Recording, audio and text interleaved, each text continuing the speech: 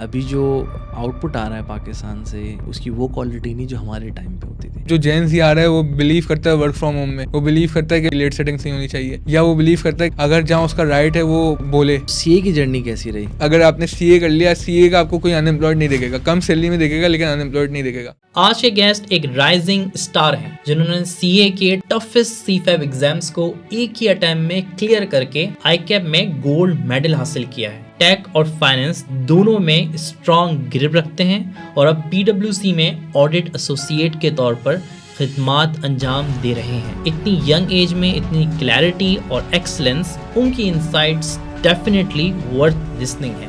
Presenting you Ehsan Siddique. हम लोग थोड़े लेट सेटिंग कर रहे हैं, सब कुछ कर रहे हैं, पेपर पे इम्पैक्ट आ रहा है, प्रिपरेशन पे इम्पैक्ट आ रहा है। काम में फोकस नहीं कर रहे और पेपर से फोकस कर रहे तो आपका एक थ्योरेटिकल नॉलेज तो आपकी क्वालिफिकेशन तो आ रही है, लेकिन आप जब आप मार्केट में जाएंगे तो आपको काम नहीं आता होगा। क्या ऐसी रिफॉर्म है जो इमीडिएटली होना बनती है वरना बहुत पीछे रह जाएंगे? अभी भी जो सिलेबस सिखाया जा रहा है, आप कंप्यूटर साइंस की बुक्स उठाएं, माउस कीबोर्ड क्या होता है। पाकिस्तान के अंदर स्टार्टअप का क्या फ्यूचर के स्टार्टअप करना चाहिए किसी को? ट्रस्ट भी बिल्ड नहीं है, एक प्रोसेस भी बिल्ड नहीं है, एक एनवायरमेंट नहीं है। मैं समझता हूं उसको थोड़ा मेच्योर होने में टाइम लगेगा। क्या एडवाइस आप उसको देंगे? I think chartered accountancy is a good profession. ख्वाब होते हैं ना कि वो समझ रहे हैं कि डॉक्टर बन रहा है बच्चा, और बच्चा जो है वो सीए बन के आ रहा है। कुछ रिसर्च ही के पाकिस्तान में पैसा किस फील्ड के अंदर ज्यादा है तो पता चला सीए एक ऐसी फील्ड है जहाँ बहुत पैसा है, तो फिर उधर से एक प्लान बना के सीए परस्यू करना है। आगे बढ़ने से पहले अगर आपने हमारे चैनल को अभी तक सब्सक्राइब नहीं किया है तो हमारे चैनल को सब्सक्राइब करें, वीडियो को लाइक करें और कमेंट सेक्शन में हमें अपनी आरा से ज़रूर आगाह करें। और अगर आपको हमारा पॉडकास्ट अच्छा लगता है तो अपने दोस्तों से भी शेयर करें ताकि वो भी ऐसे इन्फॉर्मेटिव पॉडकास्ट से फ़ायदा उठा सकें। शुक्रिया। अस्सलाम वालेकुम एहसन, क्या हाल है आपके? वालेकुम अस्सलाम, अल्हम्दुलिल्लाह, आप बताएं। बहुत बहुत शुक्रिया आपके यहाँ आने का, अल्लाह का शुक्र, सब सेट है हमारी तरफ भी। और मैं पाकिस्तान आते ही पहला पॉडकास्ट आपके साथ कर रहा हूँ और आपके बारे में कुछ इंप्रेसिव चीज़ें मैंने पढ़ी, देखा और गायबाना आपका तारुफ रहा, जो भी आपकी अचीवमेंट नहीं पिछले साल में, तो हम उस पर भी आएंगे। पहले आप अपनी जर्नी बताएं शुरू से कि आपका क्या बैकग्राउंड रहा, स्कूलिंग कैसी रही, कैसे सीए की तरफ आना हुआ और किसने आपको बोला कि सब कुछ करने के लिए जो आपने किया? ओ लेवल्स में मैंने अपनी फर्स्ट क्लास साइंस में ली थी।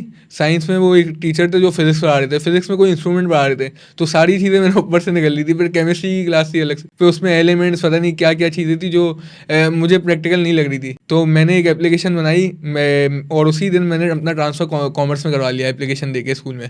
ओके, उसके बाद पेरेंट्स को तो पता होगा ना? नहीं, उसका पेरेंट्स को भी आइडिया नहीं था। तो साइन कैसे? वो मैंने खुद कर ली थी ओके, पेरेंट्स को बाद में मैंने बताया था। तो फिर मैंने जब कॉमर्स की क्लास ली तो एक टीचर होते थे जो हमें बिजनेस सिखा रहे थे कि बिजनेस में ये होता है वो होता है, तो उधर से एक इंटरेस्ट डेवलप हुआ कि ये कुछ अच्छा इंटरेस्टिंग लग रहा है, इसमें आना चाहिए। उस वक्त मुझे चार्टर्ड अकाउंटेंसी का इज्जत कुछ इतना आइडिया नहीं था। तो फिर आहिस्ता आहिस्ता कजन्स में भी 2 सीए थे, तो उन्होंने जब थोड़ा बहुत बताया, फिर जो टीचर्स उनके साथ डिस्कशन हुई, फिर थोड़ा बहुत कुछ रिसर्च की कि पाकिस्तान में पैसा किस फील्ड के अंदर ज़्यादा है, तो पता चला सीए एक ऐसी फील्ड है जहाँ बहुत पैसा है और एक स्कोप है, डिमांड है बहुत ज़्यादा। तो फिर उधर से एक प्लान बना के सीए परस्यू करना है। Okay, great. जो आपने ये सिग्नेचर वाला सीन किया तो पेरेंट्स ने डांटा तो, क्योंकि ख्वाब होते हैं ना कि वो समझ रहे हैं कि डॉक्टर बन रहा है बच्चा, और बच्चा जो है वो सीए बन के आ रहा है, तो वो सरप्राइज नहीं हुआ? पेरेंट्स को लग रहा था, पहले उनको होता है कि उनको भी थोड़ा बहुत ये था कि इंजीनियरिंग ही अच्छी फील्ड होती है, तो उनको भी यही लग रहा था कि इंजीनियर बनना चाहिए, सीएस में जाना चाहिए। या तो अब जब मैं कॉमर्स में आया तो एक वो अलग ही डिसीजन था, सबके लिए अलग डिसीजन था, क्योंकि हम जो बड़ा भाई था वो भी साइंस में था और उसके अलावा कॉमर्स किसी ने उस वक्त एज सच हमारे घर में भी नहीं की थी कोई। जब ये डिसीजन लिया तो मैंने उनको समझाया चार्टर्ड अकाउंटेंसी के एक अच्छी फील्ड है, तो उन्होंने खुद भी अपनी थोड़ी बहुत रिसर्च की, तो वो फिर अल्टीमेटली सेटिस्फाई थे। उस वक्त थोड़ा उनको ये था कि साइंस से अचानक से कॉमर्स में क्यों आ गया, कि पहले मैं खुद बोलता था कि मैं इसमें जाना है, सीएस की साइड जाना है, लेकिन साथ में मैं अपना सीएस वाला शौक भी थोड़ा बहुत परस्यू करते रहा। अच्छा, ये आपने मुझे बड़ा इंटरेस्टिंग, अभी आपसे इनफॉर्मल डिस्कशन हो रही थी, आप बता रहे थे कि आपने फ्रीलांसिंग स्कूलिंग में कर रहे थे, यानी स्कूल के साथ साथ। वो क्या फ्रीलांसिंग कैसे स्टार्ट की? क्योंकि ये वो सवाल है जो कि अक्सर बच्चे ऑनलाइन पूछ रहे होते हैं, और बच्चे भी नहीं चाहते, बड़े उम्र के लोग भी पूछ रहे होते हैं मैम फ्रीलांसिंग कैसे करें, क्या करें। अपने एक्सपीरियंस आप शेयर करें, फिर हमने आपने प्लेबुक भी मुझे बतानी है कि वो क्या स्टेप्स हैं जिससे फ्रीलांसिंग सीखी जा सकती है। तो जब मैं ग्रेड 7-8 में था तो वो जैसे सब सर्च करते हैं एक रात में कैसे पैसा कमाया जाए या डबल किया जाए, तो वैसे ही उस वक्त मैं देख रहा था पैसा किस तरह कमाया जाए। तो जब मैंने देखा फ्रीलांसिंग तो उस वक्त तो लगता था कि ऑनलाइन अर्निंग एक स्कैम है। उस क्या उम्र वक्त होगी उस टाइम आपकी? उस वक्त मेरी 12-13 साल होगी। तो उस वक्त कुछ समझ भी नहीं आता था, तो ऐसे ही रेंडमली मैंने डिजाइनिंग सीखना स्टार्ट कर दी। एडोब इलस्ट्रेटर, फोटोशॉप मैंने क्रैक डाउनलोड किया, उधर से मैंने थोड़ा बहुत सीखना स्टार्ट किया। एंड फिर मुझे 2-3 साल लग गए जब तक मैं अपना बना रहा था वो जो भी डिजाइन से जो भी काम था उसको मैं चाह रहा था उसको सेल करो। मैं फेसबुक में डाल रहा था, ग्रुप्स में डाल रहा था, फाइवर भी ट्राई किया, अपवर्क भी ट्राई किया, लेकिन वो कुछ हो रहा ही नहीं था, कोई रिएक्शन ही नहीं आ रहा था। तो मुझे भी एक टाइम में लगा कि ये एक स्कैम है। और उस वक्त मेरी एज भी इतनी थी कि मैं मेच्योर नहीं था कि उसको रिसर्च कर पाऊँ अच्छे से। एट द एज ऑफ 15 मुझे एक क्लाइंट मिला, मुझे पहले तो लग रहा था वो भी स्कैम कर देगा मुझे।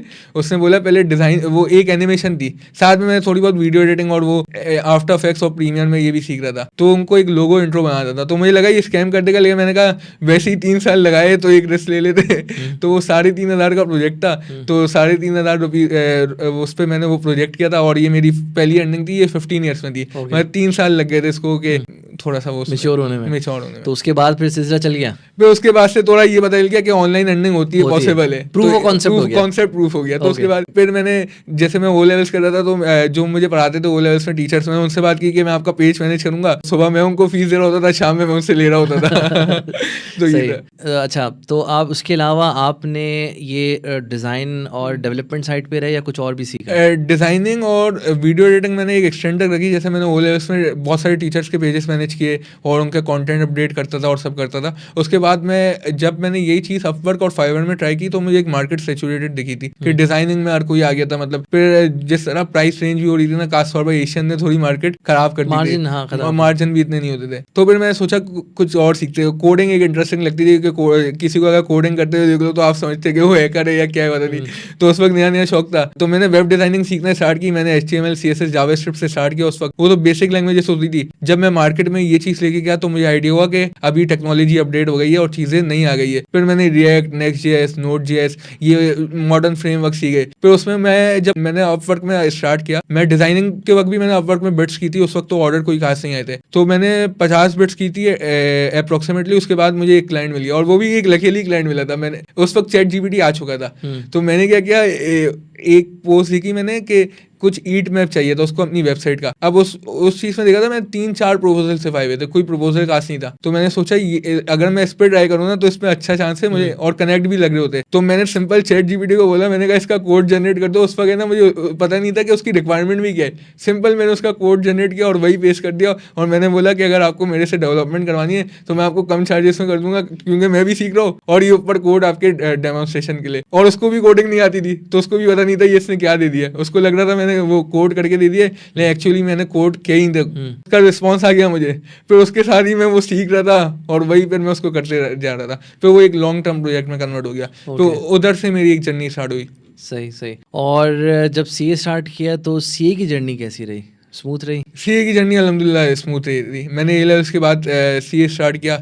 IBA का टेस्ट ही दिया था, लेकिन मेरा मूड चार्टर्ड अकाउंटेंसी की तरफ था, क्योंकि एक वो भी एस्टेब्लिश्ड है कि अगर आपने CA कर लिया, CA का आपको कोई अनएम्प्लॉयड नहीं देखेगा, कम सैलरी में देखेगा लेकिन अनएम्प्लॉयड नहीं देखेगा। और एक ग्लोबल भी मोबिलिटी है, डिमांड है। तो फिर उधर से मैंने CA स्टार्ट किया, PRC दिए, फिर कैप्स दिए, फिर आर्टिकलशिप स्टार्ट हो गई। सही। मैं कहा फर्गुसन से आप कर रहे हैं आर्टिकलशिप, तो फर्गुसन में कैसा एक्सपीरियंस? लेट सेटिंग्स होती हैं बीबी? लेट सेटिंग्स होती है, फाइनेंस सेक्टर ऑडिट है तो लेट सेटिंग जब आपका क्लाइंट लगा होता है और पीक सीजन होता है तो वो तो अनअवॉइडेबल है। तो ये बताएं कि नॉर्मल 9 to 5 जॉब नहीं है ये आर्टिकलशिप। मैं खुद गुजर चुका हूँ इस प्रोसेस से। सेक्शन C का मुझे बहुत बाखूबी अंदाज़ा बैंक्स हैं, तो उसमें लेट सिटिंग्स ज़बरदस्त होती हैं। उसमें आपके एक मॉड्यूल के पेपर अटैम्प्ट करना ही चैलेंजिंग होता है। आपने माशाल्लाह से CFAP के सारे पेपर्स एक साथ अटैम्प्ट करे, इस बारे में सोचा भी, ये आपके जहन में ख्याल भी आया इस बात का? फिर आपने माशाल्लाह से ACC भी हर क्वार्टर में देते हुए एक साल में पूरा ACC भी कर लिया 2 अटैम्प्ट में।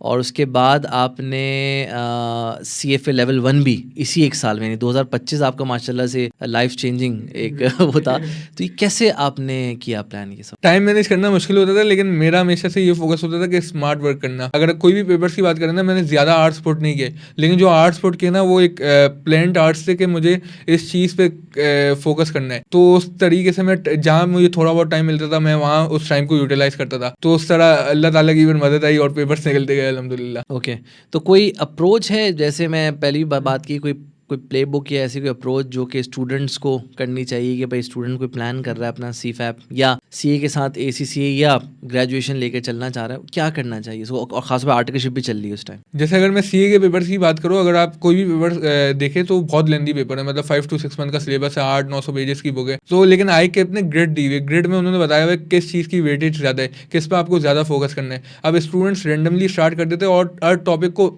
इक्वल टाइम दे रहे होते हैं, जहाँ के अगर आप देखें तो वेटेज वाइज आपको टाइम देना चाहिए, जो इंपॉर्टेंट टॉपिक्स है उसमें देना चाहिए। ICAP के पास पेपर्स को आप एनालाइज कर सकते हैं। तो मैंने एक एलोकेटेड टाइम दिया था, मुझे पता था कि ये चीज़ ज़्यादा आती है, इस पर टाइम देना है। अब जो चीज़ आती नहीं है उस पर मैं टाइम क्यों लगाऊँ, क्योंकि एक टाइम की लिमिटेशन थी और दूसरे पेपर्स थे। तो मैं सब में यही स्ट्रेटेजी यूज़ की थी कि मैं ग्रेड या सिलेबस को बहुत ज़्यादा फोकस करता था और मैं देखता था पास पेपर में क्या ट्रेंड फॉलो हो रहा है, चाहे वो ACC हो, चाहे वो CFA हो, चाहे वो CA हो। तो मैंने सब में ये स्ट्रेटेजी यूज़ की थी कि वेटेज वाइज जाना है। तो आपको डर नहीं लगता था कि एग्जामिनर कभी सरप्राइज भी कर देता है, यानी अपने हिस्टोरिकल ट्रेंड से चेंज हट के भी कुछ पेपर बना देते हैं, इसमें वेटेज वो हिला देता है? तो ऐसा कोई सिचुएशन हुई या आपका जो हिस्टोरिकल ट्रेंड रहा वही आपने देखा exam? नहीं, इस तरह हुआ जैसे अभी रिपोर्टिंग के पेपर में डेफर टैक्स आ गया। डेफर टैक्स में एक रात पहले ही पढ़ के जा रहा था, नहीं ऊपर रहा था लेकिन वो Revise नहीं किया रिवाइज नहीं किया था। हाँ। तो वो डेफर टैक्स का 20 मार्क का सवाल आ गया। तो ऐसी सिचुएशन तो अक्सर रही है, लेकिन जब मैं 6 पेपर दे रहा था तो एक मुझे आइडिया था कि ऐसी सिचुएशन आएगी, लेकिन उसमें मतलब टेंशन नहीं लेना, घबराना नहीं। एग्जाम डे बहुत मैटर करता है। तो एक बैक ऑफ माइंड था ये कि ज्यादा से ज्यादा क्या हो जाएगा, अगर मैं कुछ हो जाता है तो फेल हो जाऊंगा, लेकिन अगर ये सक्सेसफुल हो जाता है तो वो एक बहुत बड़ी अचीवमेंट हो जाएगी। तो इसको मैंने पहले से ही वो उस अप्रोच के साथ लेके चलता था कि मैं उसमें प्लान था कि कुछ ना कुछ एग्जामिनर सरप्राइज कर देगा, लेकिन मेरे जो 80 मार्क्स है ना वो कंफर्म्ड है। जो 20-25 मार्क्स एग्जामिनर सरप्राइज करेगा, लेकिन जो आपका 70-80% है ना वो एक ट्रेंड फॉलो ही होगा। ओके, क्योंकि मेच्योर एग्जाम से सारे। प्रेशर हैंडलिंग की कोई टेक्निक आपने कोई यूज़ की होगी? प्रेशर एकदम से प्रेशर आता है ना एक से, और वो प्रेशर ऑफिस की तरफ से भी पड़ रहा होता है, ठीक है, जॉब इंचार्ज भी प्रेशर डाल रहा है, और लिमिटेड जो भी आपकी मिलती हैं छुट्टियां मिलती हैं एग्ज़ाम प्रिपरेशन के लिए, और उसके अलावा जो आप मल्टीपल एग्ज़ाम भी दे रहे हैं, तो प्रेशर हैंडलिंग कैसे करते थे? प्रेशर सबसे ज्यादा जब मुझे पेश हुआ ना कि ACC में भी इतना नहीं था, CFA में भी नहीं था। जब मैं CFAP के पेपर दे रहा था, 6 पेपर्स बैक टू बैक थे, सिर्फ एक संडे का गैप था।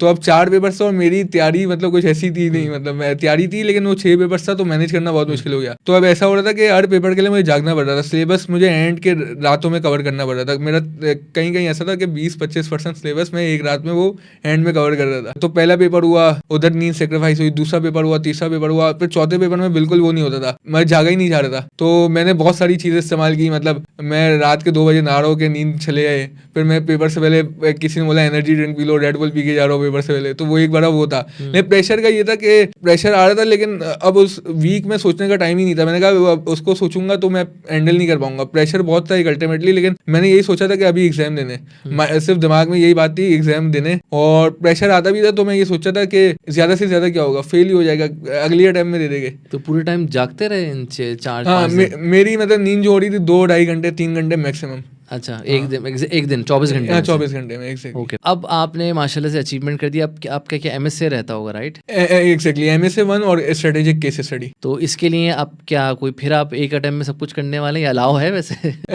ये अलाउ है, ये allow केस है। स्टडी और MSc 1 दे सकते एक साथ देख सकते हैं इंशाल्लाह तो जी। है, इरादा है एक साथ देने इंशाल्लाह, का। इंशाल्लाह। और अभी आर्टिकलशिप कितनी बाकी है? अभी तो 2.5 ईयर्स बैठे रहो, हाथ ही पीले नहीं होंगे।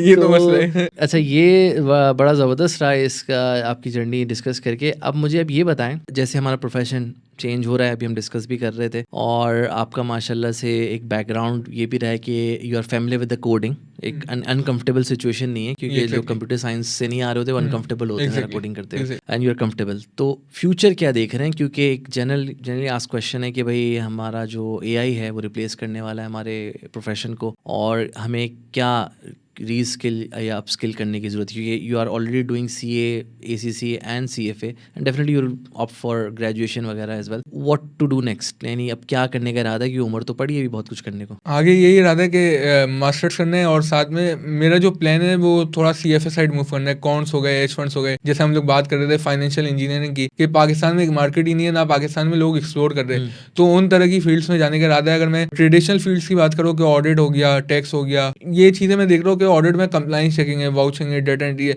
कई एक्सटेंट मोनोटनस है। एग्जैक्टली। तो मुझे कई एक्सटेंट तक दिखता है वो आसानी से ऑटोमेट हो सकता है। अगर जैसे मैं एज अ डेवलपर हूँ, मैंने ऑटोमेशन की है, अगर मैं उस चीज को ऑटोमेट कर सकता हूँ, इसका मतलब जो फर्म है, ऑर्गेनाइजेशन है, जिसकी एक डेडिकेटेड टीम्स होती है, वो तो यूं कर लेगी ऑटोमेट। बस एक मेरे ख्याल से जो चैलेंज अभी तक जो एआई का अभी इतना वो नहीं आया, वेव नहीं आई। अगर ऑडिटिंग की बात करें तो एक रेगुलेशन का इशू है, कंप्लायंस का इशू है, ग्लोबल से रेगुलेशन आएगी फर्म्स में। लेकिन जब ये आएगी तो एक बहुत बड़ा एक रैपिड चेंज होगा, जहाँ 10 सीए रिक्वायर्ड था वहाँ 1 सीए रिक्वायर्ड होगा। क्योंकि ये जो हम लोग ऑडिट में कर रहे होते, प्रोसीजर्स कर रहे या जो डेटा लेके हम लोग उसके साथ कर रहे हैं, रैंगलिंग कर रहे हैं या कुछ भी कर रहे हैं, ये सब आसानी से ऑटोमेट हो सकता है। तो मुझे लग रहा है जो अगर चार्टर्ड अकाउंटेंसी की आप स्पेसिफिक बात करें, जो स्किल नेसेसरी होगा वो एक communication, stakeholder management, project management, human management और जो आपका स्केप्टिसिज्म का स्किल है। तो ये 4-5 चीजें जो आपकी एक इंपॉर्टेंट है। अगर जनरली बात करें तो एक सीए को मैं समझता हूँ कोडिंग की नो हाउ होनी चाहिए, उसको एपीआई से इस्तेमाल करना आनी चाहिए, उसको पाइथन का पता होना चाहिए, एआई मॉडल्स किस तरह वर्क कर रहे हैं, टूल्स किस तरह वर्क कर रहे हैं। तो वो एक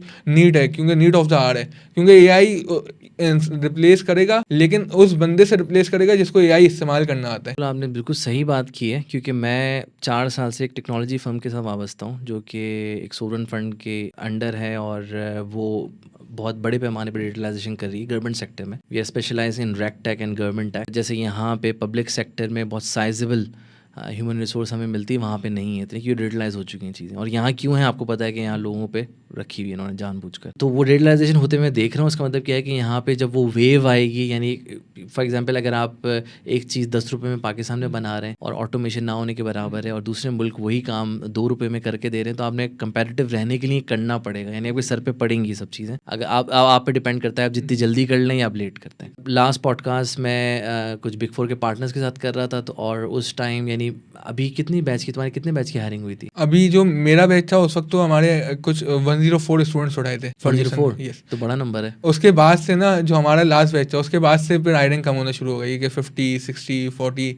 अच्छा, उसके बाद से पूरे फर्म लेवल पर? फर्म लेवल पर जो आपके सिर्फ कराची ऑफिस की बात हो कराची, ये कराची ऑफिस की बात ओके। है। क्योंकि हमारे टाइम पे भी 100+ कुछ था हायरिंग जो हुई थी, लेकिन उसके अंदर ये होता था कभी होता है ना कि एकदम से बहुत ज़्यादा क्लाइंट आ गए तो उन्होंने हायरिंग कर ली, फिर ये एक साइकिल चलता है। तो अब ये अब तकरीबन आधा हो गया है ये, ठीक है। अब 100 से अगर 50 हो गया तो आधा हो गया। तो ये वो सब ऑटोमेशन और मेथोडोलॉजी की इम्प्लीमेंटेशन सब चीज़ें लेकर आ रही हैं। जो हमारे बच्चे हैं, ठीक है, वो जो कि अच्छा हमारे बच्चे की तो कैफ या सीफैप के साथ ही जान निकलती कुछ और लेने में, तो और वो भी दूसरी क्वालिफिकेशन में। और हम बात कर रहे हैं कि वो एआई के लिए, तो एआई के लिए कुछ है 2-3 चीज़ें जो कि हर बच्चे को ये तो करना चाहिए और यहाँ से वो आराम से सीख सकता है। सबसे पहले तो मैं समझता हूँ कि एक सीए स्टूडेंट को ना अडेप्टेबिलिटी लानी चाहिए। जो क्वालिफिकेशन हम कर रहे हैं वो रिगोरस है, लेकिन मैंने जो नोटिस किया है, एक स्टूडेंट जब सीए कर रहा होता है तो वो समझ रहा होता है कि सिर्फ ये इनफ हो गई है, मतलब अगर मैं ये कर लूंगा तो मेरे लिए काफ़ी जॉब मार्केट के लिए, और एक उसका चेंज लाना उसके लिए एक मुश्किल हो जाता है। सबसे पहले उसको सीखना है चेंज लाना। फिर एक चीज़ मैंने नोटिस की, एआई के आने के बाद सारी चीज़ें डायनामिक हो जाएगी, बहुत जल्दी चीज़ें चेंज होना शुरू होगी। तो एक स्किल जो मैं बोलूँगा कि आपको लर्न करके अनलर्न करना आना चाहिए, कि आपको अगर कोई चीज़ दी गई है आप 24 घंटे के अंदर उसको सीख सको, एक ये स्किल इंपॉर्टेंट है। फिर आपने रिसोर्सेज की बात की, तो जब आपको स्टार्ट करना है तो हार्वर्ड का CS50 कोर्स है, वो बहुत अच्छा है। तो आपको इंट्रोड्यूस करवा देगा किस तरह आपकी प्रोग्रामिंग वर्क करती है और किस तरह आपका पूरा कंप्यूटर साइंस का सब्जेक्ट है उसकी बेसिक्स आ जाएगी। फिर हार्वर्ड का AI50 कोर्स है, तो एक वो भी अच्छा कोर्स है। ये फ्री है? ये फ्री कोर्सेस है, ये यूट्यूब में अवेलेबल है, online free courses. Exactly. Okay. फिर फ्री कोड कैंप ने बहुत सारे सेशन, बहुत सारी वर्कशॉप्स डाली हुई, एआई फोकस्ड है। किसी free code camp, okay, free code camp, okay. इसके अंदर आपके बहुत सारे कोर्सेज है, सारे फ्री कोर्सेज है। ओके। उसके अलावा अगर आपको स्पेसिफिक लैंग्वेज सीखनी है, आप यूट्यूब में बहुत सारी नॉलेज है। कोड विद मॉश है, अगर बिल्कुल बेसिक लेवल से सीखना है तो एक कोड विद एरी है। फिर ये सब आप रिकमेंड कर रहे हैं कि सीए के स्टूडेंट्स को ये सीखना चाहिए एग्जैक्टली। जो मैं स्टैनफोर्ड ने बहुत सारे कोर्सेज आ रहे, लेकिन वो एक टेक्निकल लेवल के, अगर जो डीप लर्निंग की भी बात करें तो काफी टेक्निकल लेवल है। ये थोड़ा एडवांस हो जाएगा, वो थोड़ा एडवांस हो जाएगा। उसमें क्या है, जिनको ये सब बेसिक्स आ जाए फिर वो एडवांस की तरफ। हाँ एग्जैक्टली। स्टैनफोर्ड के कोर्सेज में एक थोड़ा थ्योरी भी है, मैंने देखा है कि प्रैक्टिकल फोकस नहीं है, क्योंकि वो जो उनके लाइव उधर चल रहे होते हैं ना सेशंस, उन्हीं को रिकॉर्ड करके डाल रहे होते हैं, लेकिन जो नॉलेज वो दे रहे हैं ना वो एक अबव द पार्ट लेवल दे रहे। उसके अलावा एक यूनिवर्सिटी CMU करके, कार्नेगी मेलन यूनिवर्सिटी, उनका एक डीप लर्निंग का कोर्स हर 6 महीने में आता है अपडेटेड, एंड मैं समझता हूँ वो एक बहुत बेहतरीन कोर्स है डीप लर्निंग का। ओके। इस तरह की चीज़ें कि लेकिन अगर आप कोडिंग साइड नहीं भी जाना चाहते, अगर एक स्टूडेंट को और थोड़ा, ये भी फ्री है, ये भी फ्री है एग्जैक्टली। और भी बहुत सारी रिसोर्सेज है, मतलब अब तो इंटरनेट तो ऐसा है कि आपके पास कोई भी नॉलेज चाहिए, आपको कोडिंग सीखनी है, कुछ भी सीखना है, आपके पास हर चीज़ अवेलेबल है। अब वो नहीं है कि आपको इंस्टीट्यूट ढूंढना है या आपको बुक्स ढूंढनी है, अब सब अवेलेबल है आपके लिए। अच्छा ये बताएं कि अब आपने अकाउंटिंग नॉलेज अपने एक्सपीरियंस से भी ले रहे हैं, पढ़ भी रहे हैं, ठीक है। मैं कैफ के स्टूडेंट की बात कर रहा हूँ, मैं कैफ लेवल पे चला गया, अभी आर्टिकल स्टार्ट नहीं हुई, और ये कोडिंग वगैरह भी सीख रहा है। इसके अलावा अब वो चाह रहा है कि मैं कुछ ना अर्न करना चाहिए, क्योंकि हर बंदे का डिफरेंट इकोनॉमिक बैकग्राउंड होता है, और कुछ चाहता है कि मैं अपनी स्पॉन्सर खुद करूँ एजुकेशन। अब वो फ्रीलांसिंग की तरफ कैसे? फ्रीलांसिंग के लिए पहले तो आपको 3 to 4 मंथ देने कोई स्किल सीखना है आपको। ओके। एक तो आप विदाउट स्किल भी आप स्टार्ट कर सकते हैं। अगर आपको सेल्स करना आती है, क्लाइंट अर्न करे और आगे आउटसोर्स कर ले, एक ही ऑप्शन होता है कि लीड जनरेटर वाला। Exactly, lead generator. तो एज अ स्टूडेंट अगर आपको वो लग रहा है पढ़ाई में मुंह के फायर है तो आप ये काम कर लो, ये काम कर सकते हैं। ओके। उसके अलावा अगर आप अकाउंटिंग ही पढ़ रहे तो बुक कीपिंग की एक अच्छी डिमांड है, फाइनेंशियल मॉडलिंग हो गई, उस चीज़ की भी एक अच्छी डिमांड है। उसके अलावा अगर आप AI और उस साइड जाना चाहते हैं, जैसे वेब डेवलपमेंट है, वो भी कर सकते हैं। करें कैसे ये आप बताया ना भाई, अपवर्क पे अकाउंट बनाना है, फाइवर पे करना क्या? 3 to 4 मंथ्स तो पहले आपको स्किल सीखना है, स्किल को मास्टर करना है। फिर आपको इनिशियली ना आपको फ्री क्लाइंट्स होना है, आपको फ्री में काम करना है। आपको 2-4 क्लाइंट्स के साथ फ्री में काम करेगा, आपका एक पोर्टफोलियो बन जाएगा। जैसे अगर मैंने वेब डेवलपमेंट से स्टार्ट किया, तो मैंने 2-4 क्लाइंट्स के साथ फ्री में काम किया, मैंने वेबसाइट बना ली, एक मैंने टेस्टिमोनियल ले लिया। अब उसी टेस्टिमोनियल के थ्रू मैं और क्लाइंट अर्न करूंगा। एक तो मैं उनको बोल सकता हूँ, जब मैंने फ्री में काम किया तो एक लेवरेज आ जाता है मेरे पास, मैं उनको बोलूंगा कि आप रेफर करें अपने सर्कल में। और दूसरा मैं उन्हीं के प्रोजेक्ट्स को यूज करूंगा, जैसा अपवर्क की मार्केट है। अपवर्क में ऐसा होता है कि आप अपनी एक प्रोफाइल बनाते, फिर वहाँ प्रोजेक्ट पोस्ट होते, आप उसमें बिड कर सकते। फाइवर थोड़ा अलग तरीके से ऑपरेट करता है। फाइवर में आप गिग बनाते और क्लाइंट आपको अप्रोच करता है आपकी गिग के बेस पे। तो मैं समझता हूँ अपवर्क लॉन्ग टर्म के लिए अच्छा है, फाइवर एक शॉर्ट टर्म में एक शॉर्ट रेवेन्यू स्ट्रीम है। अपवर्क में ऐसा है कि आपको लॉन्ग टर्म क्लाइंट्स मिल जाते हैं। और इसके अलावा भी बहुत सारे प्लेटफॉर्म्स है। अगर आप अपनी एजेंसी, फाइवर का मार्केट शेयर भी कम हो रहा है, फाइवर का मार्केट शेयर भी कम हो रहा है एग्जैक्टली। तो अपवर्क में एक तो लॉन्ग टर्म क्लाइंट्स है, फिर आप अपनी एजेंसी भी आहिस्ता आहिस्ता, अगर आपके इतने क्लाइंट्स आ गए, अपनी एजेंसी फॉर्म कर लिया, अपनी लीड्स को जनरेट कर रहे हैं, अपनी वेबसाइट क्रिएट कर ली, उधर से लीड जनरेट कर रहे। और इस तरह के मुख्तलिफ और भी प्लेटफॉर्म है जहाँ मैं समझता हूँ बहुत ज़्यादा काम मौजूद है।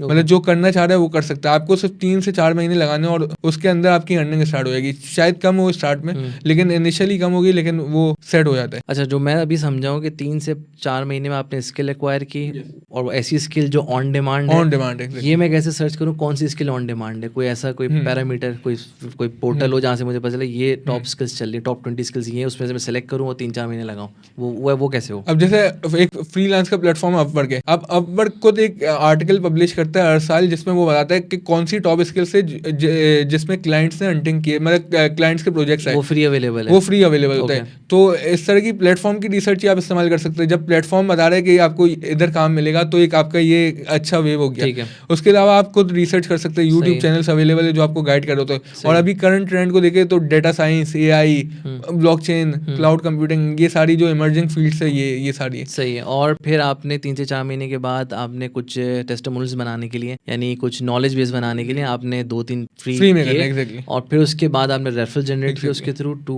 100 क्लाइंट। एग्जैक्टली, ठीक है। तो इस जैसे आपने बताया कि आपने 12-13 साल की उम्र से आपने स्टार्ट किया, और फिर आप 15 साल की उम्र में आपको पहला क्लाइंट मिला, तो एक सब्र करना है, पेशेंस और बिलीव करना है इसके अंदर। पेशेंस बहुत ज़्यादा है। हाँ, चलें, बेहतरीन। अच्छा, इसके अलावा मुझे ये बताएं, क्या आर्टिकलशिप के साथ भी फ्रीलांसिंग मैनेज की जा सकती, मैनेजेबल है आपको लगता है?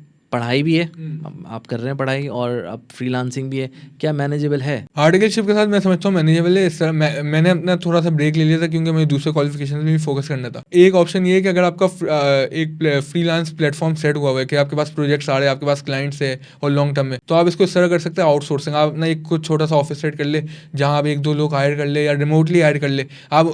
अरे यार, वो ट्रेनी है, कंगला आदमी है, क्या तुम ऑफिस हायर करोगे? ये कैसे प्रैक्टिकल नहीं है ना बातें, प्रैक्टिकल लग रही तुम्हें ये कि जब उसके पास अगर प्रोजेक्ट्स आ रहे ऑलरेडी, उसका अच्छा, सेट हुआ है, अगर उसका बना हुआ है तो हो सकता है। फ्रेशर की बात कर रहे हैं, उसने कभी कुछ नहीं किया हुआ, अब वो आर्टिकलशिप स्टार्ट हो गया, वो करना चाह रहा है बच्चा। जब करना है, जब ये पॉसिबल नहीं है, मतलब जब आपको फिर ये करना है कि आर्टिकलशिप के साथ टाइम मैनेज करना है, मतलब मैं समझता हूँ मैनेज तो हो सकता है, मैनेज हो सकता है, क्योंकि ऑफ सीजन आते हैं। हाँ, तो पीक सीजन में नहीं हो पाएगा, ऑफ सीजन में यू कैन मैनेज। और फ्रीलांसिंग ऐसी चीज़ है कि अगर मेरा लोड बढ़ गया क्लाइंट का, तो मैंने उधर स्टॉप कर दी, मैंने प्रोजेक्ट लेना बंद कर लिया। अब आप ऐसे कोई लॉन्ग टर्म प्रोजेक्ट्स ही तो नहीं आपका ले अकाउंट डेड नहीं होता?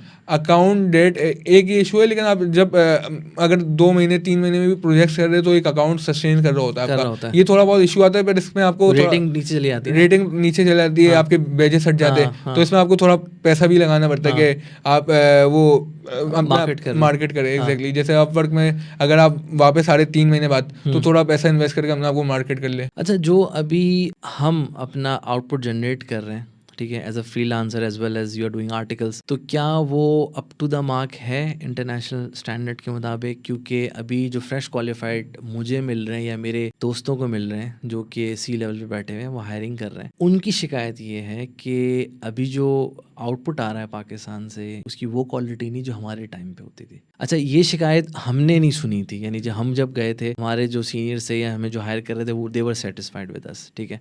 लेकिन अभी हमें, और उसका रीज़न क्या है कि उसमें कुछ फंडामेंटल्स ऐसी चीज़ें हुई हैं जो लोगों ने, जो नए आने वालों ने कुछ ऐसी बातें की हैं जो आप हैरान होते हैं, यार इसको आईफर्स की ये बात नहीं पता, या ये कैसे मिस्टेक कर सकता है, या इस तरह कैजुअल कैसे बिहेव कर सकता है। हमने क्या सेंस किया है, is a Gen ji thing, ठीक है, यानी एक नई जनरेशन आई है जिससे अभी हमें खुद सीखना है कि इनसे कैसे डील करना है, काम कैसे निकलवाना है as a Gen Z. You are the Gen Z, तो आप इसको कैसे देखते हैं? तो मैं ये समझूंगा कि एक बिहेवियर या एक साइकोलॉजिकल चेंज आने वाला है। जैसे अब जो जेन जी आ रहा है वो बिलीव करता है वर्क फ्रॉम होम में, वो बिलीव करता है कि लॉन्ग सेटिंग्स नहीं होनी चाहिए, लेट सेटिंग्स नहीं होनी चाहिए, या वो बिलीव करता है कि अगर जहाँ उसका राइट है वो बोले। मैं समझता हूँ कि दोनों चेंजेस है, एक पॉजिटिव वे में भी आ रहा है, एक नेगेटिव वे में भी आ रहा है। नेगेटिव में बहुत से ने इसको प्रिविलेज कर लिया या बहुत ज़्यादा लेवरेज कर रहे हैं कि जहाँ क्वालिटी का इशू आ रहा है, जिसमें आपका जो हमारा प्रोफेशन है उसमें एक वो इशू आ रहा है। लेकिन दूसरी साइड अगर हम लोग पॉजिटिव वे में देखें तो एक इंडस्ट्री चेंज हो रही है। जो जेन जी है वो अडेप्ट ज्यादा कर रहे हैं, वो जो पुरानी थिंकिंग है उसको चैलेंज कर रहे हैं। फॉर एग्जाम्पल, अगर 15 साल से काम चलते हुए आ रहे हैं एक तरीके से हो रहा है, अब जेन जी को लगता है कि इस चीज़ को हम लोग इस वर्क फ्लो को बेहतर कर रहे हैं, तो वो हेजिटेट नहीं कर रहा, वो चैलेंज करने को तैयार है कि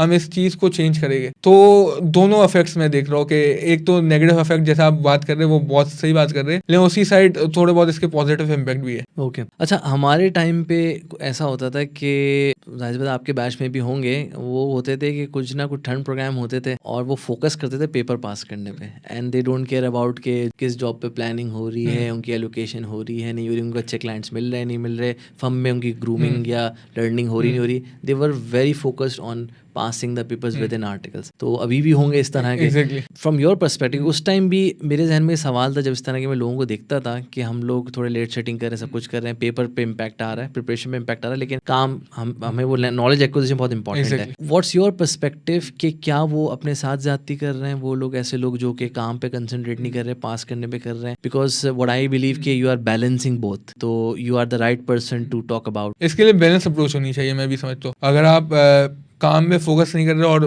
पेपर से फोकस कर रहे हैं तो आपका एक थ्योरेटिकल नॉलेज तो आपकी क्वालिफिकेशन तो आ रही है, लेकिन आप जब आप मार्केट में जाएंगे तो आपको काम नहीं आता होगा, तो आप उधर सीख रहे होगे काम। तो आर्टिकलशिप ऐसा पीरियड है कि जहाँ आपको लर्निंग करनी है, जहाँ स्ट्रेस से सीखना है। आप अभी मार्केट में आए, आपका कॉर्पोरेट का फर्स्ट एक्सपीरियंस है, आप पहली बार क्लाइंट डीलिंग कर रहे हैं, पोर्शंस कर रहे हैं, फाइनेंशियल स्टेटमेंट्स को समझ रहे हैं, तो मैं समझता हूँ काम पे भी फोकस जरूरी है। लेकिन ऐसा ये है कि पेपर्स को अगर बिल्कुल निगलेक्ट कर ले, मैंने कुछ स्टूडेंट्स को देखा है, कुछ ट्रेनीज को देखा है जो 4-4 साल हो जाते हैं उनके पेपर से ही निकले होते हैं। तो मैं समझता हूँ एक बैलेंस अप्रोच लेनी चाहिए। आप अपने आपसे भी ऑनेस्ट हो और अपनी फर्म से भी एक ऑनेस्टी दिखाए।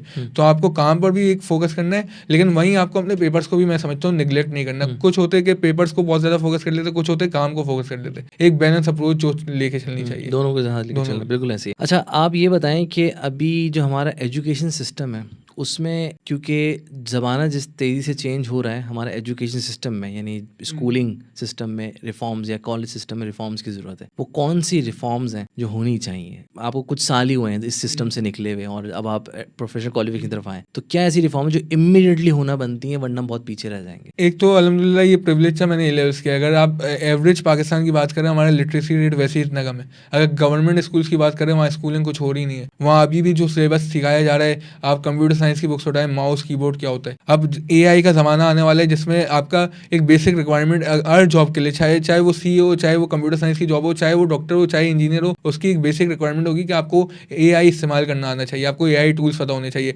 AI सिर्फ मैं समझता हूँ इंडस्ट्री को इम्पैक्ट, एक इंडस्ट्री को स्पेसिफिक को इम्पैक्ट नहीं करेगा, पूरी वर्कफोर्स को इम्पैक्ट करेगा, कंट्री लेवल में इम्पैक्ट करेगा और सारी चीज़ें, पूरी इंडस्ट्री डायनामिक्स चेंज होने वाली। जैसे इंडस्ट्रियलाइजेशन आई थी, आपके फैक्ट्रीज ऑटोमेट होना शुरू हो गई थी, एक रेडिकल चेंज आने वाले, बहुत बड़ा चेंज आने वाला है। तो जहाँ एक बेसिक कंप्यूटर यूजेज मुझे लगता है अगर गवर्नमेंट स्कूल्स की बात करें या एक बेसिक एवरेज स्टूडेंट की बात करें, पाकिस्तानी स्टूडेंट की, बच्चे की, तो उनको एक बेसिक कंप्यूटर यूजेज नहीं आती। तो जब बेसिक कंप्यूटर यूजेज नहीं आती तो वो फ्यूचर के लिए या AI मार्केट के लिए किस तरह रेडी हो गए? मोबाइल यूजेज तो आती है मोबाइल तो मैं समझता हूँ एक तो ग्राउंड लेवल से बहुत ज़रूरी है कि गवर्नमेंट एक स्टेप ले, इनिशिएटिव ले कि जहाँ स्टूडेंट को एक स्किल भी सिखाए, अपनी टेक्स्ट बुक्स को अपडेट करे, जो कंटेंट है करिकुलम है, जो वे ऑफ टीचिंग है उसको अपडेट करे। उधर एक चेंज लाने का बहुत ज़्यादा ज़रूरी है, वरना पाकिस्तान को एक बहुत बड़ा इशू फेस करना पड़ेगा। कुछ प्रिविलेज लोग हैं जो A-levels कर रहे हैं, अब उनको ये कि एक इंग्लिश अच्छी आती है, थोड़ा बोलना आता है, कंप्यूटर से थोड़ा यूज हुए, तो उधर भी मैं समझता हूँ एक चेंज लाने का जरूरी है। उधर भी हम लोग ये अभी देख रहे हैं थोड़ा सा ये कि करिकुलम को चेंज करने की जरूरत है। कॉलेज में मैं समझता हूँ कि दूसरी चीज़ों में भी फोकस होना चाहिए। ऐसा नहीं है सिर्फ अकेडमिक्स करवा रहे, साथ में आप स्किल सिखाए, साथ में आप स्टूडेंट्स को प्रैक्टिकल चीज़ें सिखाए। मैं समझता हूँ कॉलेज है मास्टर स्कूल करके नाम से, तो वो सिखाता है स्टूडेंट्स को कि आप खुद बिजनेस कर रहे हो प्रैक्टिकल।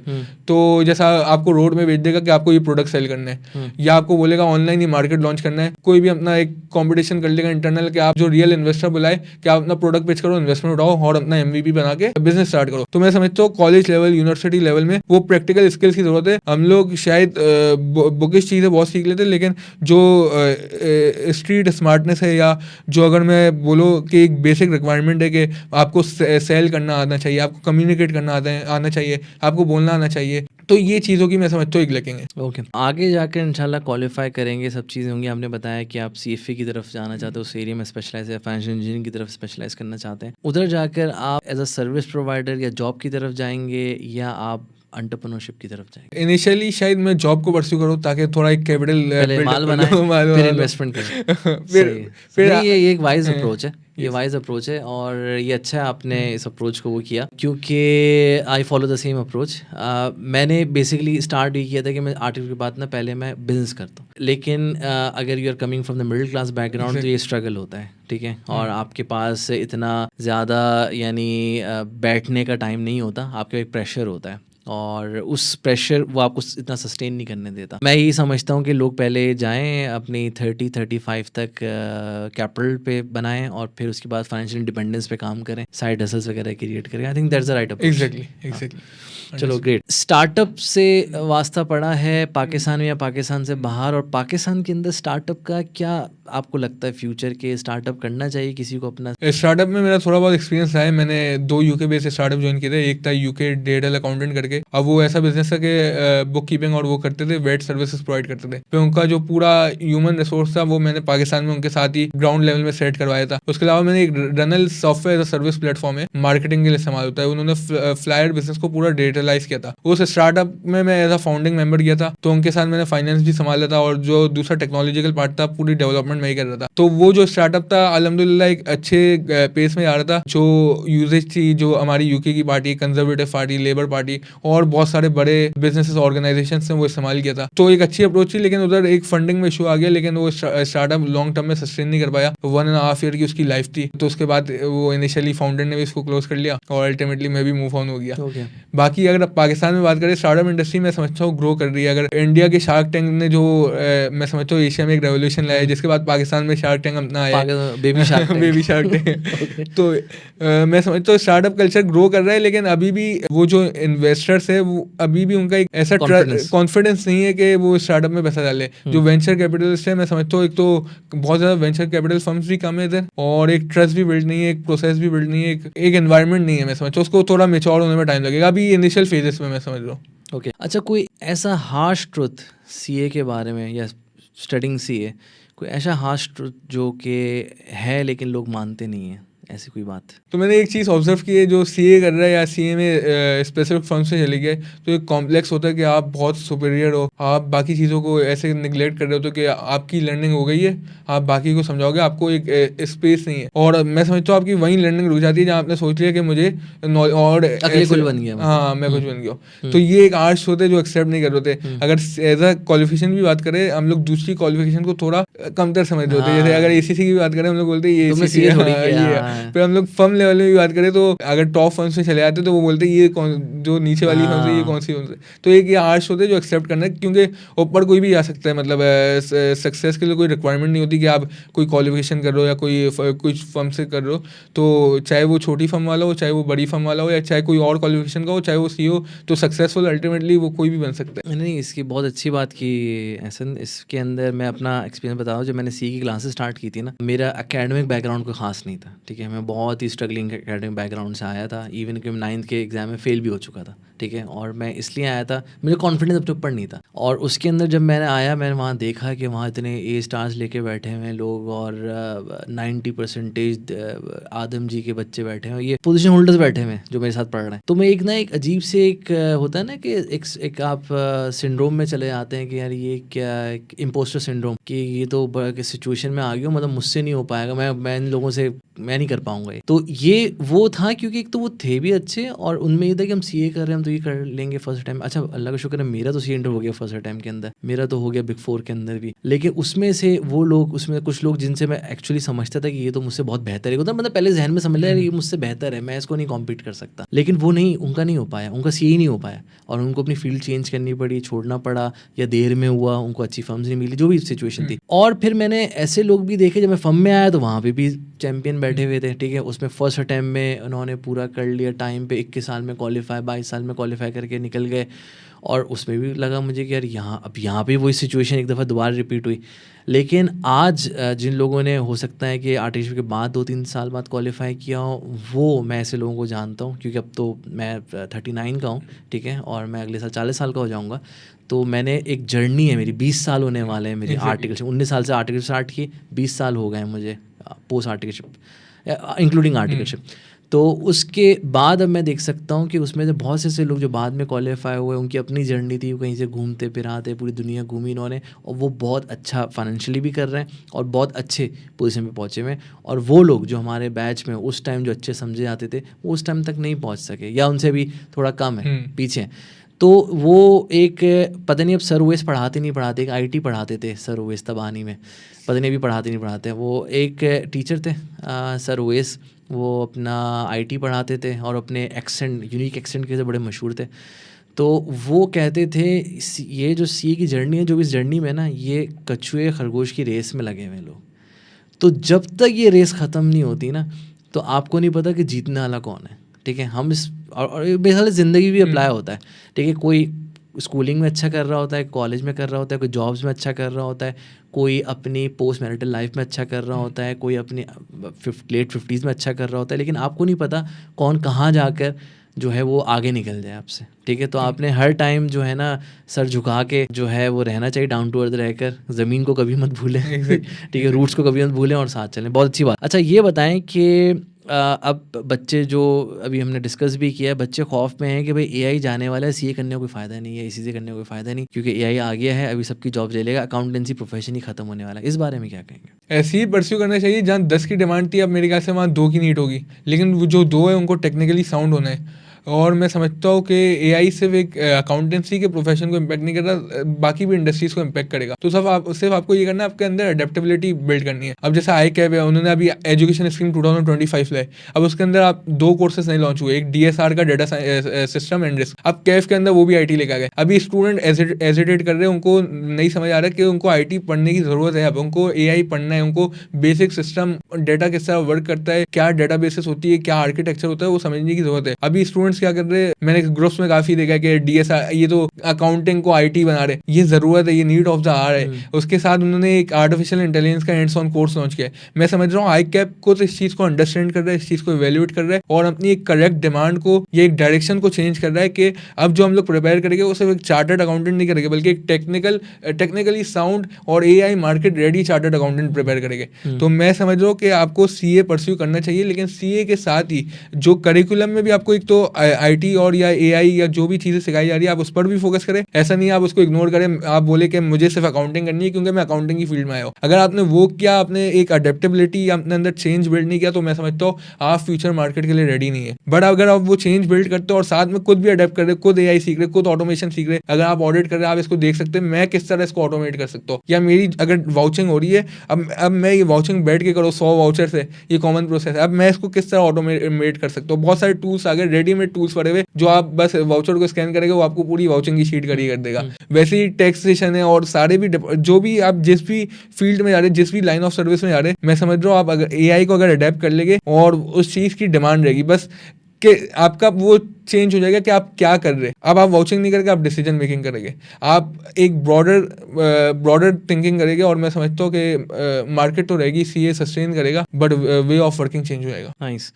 अच्छा, पाकिस्तानी प्रोफेशनल्स या ग्रेजुएट्स स्ट्रगल करते हैं जॉब हंट करने में मुल्क से बाहर, ठीक है, ये मैंने खुद भी देखा है, और यहाँ पे अक्सर पाकिस्तानी का होता है कि स्ट्रगल कर रहे होते हैं। रीज़न क्या लगता है और कैसे उसको इम्प्रूव किया जा सकता है? एक तो शॉर्टकट सब बहुत ज़्यादा देखते हैं, परसेवरेंस नहीं होता, एक पेशेंस नहीं होता। अगर आपको एक ग्लोबल मार्केट में जाना है तो आपको उसके लिए पहले एक रिसर्च करनी है। फॉर एग्जांपल जो कंट्री को टारगेट कर रहे हैं, गल्फ को टारगेट कर रहे हैं, उसके हिसाब से रिसर्च करनी है। जिस भी फील्ड में आप है उसकी एक रिसर्च करनी है कि आप अपनी CV उस हिसाब से बनाए। पर आपको जैसे आप CV वो जो tools applicant tracking system ATS से इस्तेमाल होता है, तो बहुत से मैंने देखा है कि उनकी CV जब वो सबमिट कर रहे होते हैं फॉर्म में, तो CV उनकी डायरेक्ट रिजेक्ट होती है, तो उनको इस चीज़ की भी नॉलेज नहीं होती। तो मेरे हिसाब से आपको एक रिसर्च करके आपको एंट्री करनी चाहिए। और ग्लोबली जॉब्स मिलना मुश्किल नहीं है, थोड़ा मुश्किल है, मार्केट सैचुरेट कर रही है, जॉब्स भी कम हो रही है, इकोनॉमी भी थोड़ा रिसेशन की तरफ जा रही है, तो एक वो तो है, क्राइसिस तो है, लेकिन अभी भी ग्लोबली जॉब्स मिल रही है। पाकिस्तान से अभी जो बैच पास आउट हुआ था उसमें से मैं 10-12 बच्चों को जानता हूँ, जो 10-12 स्टूडेंट्स चार्टर्ड अकाउंटेंट्स को जानता हूँ। हाँ, मेरे बच्चे गलती हुए चार्टर्ड अकाउंटेंट्स को जानता हूँ, वो उन्होंने बाहर मूव किया है। तो ये है कि सही। अच्छा, ये बताओ कि जो फ्रीलांसिंग है, क्या लगता है कि फ्रीलांसिंग और बिजनेस प्रोसेस आउटसोर्सिंग इतनी ज़्यादा आ रही है, तो क्या ट्रेडिशनल जॉब्स रिप्लेस करेगी, या लोग फ्रैक्शनल सर्विसेज की तरफ इतने ज़्यादा चले जाएंगे कि ट्रेडिशनल फंक्शन ही ख़त्म हो जाए फाइनेंस के? तो एग्जैक्टली ये बैक ऑफिस जिस तरह आ रहे हैं, जो लोग बैक ऑफिस में काम कर रहे हैं, तो उनके पास एक अपॉर्चुनिटी है, वो अपना बैक ऑफिस फॉर्म कर सकते हैं।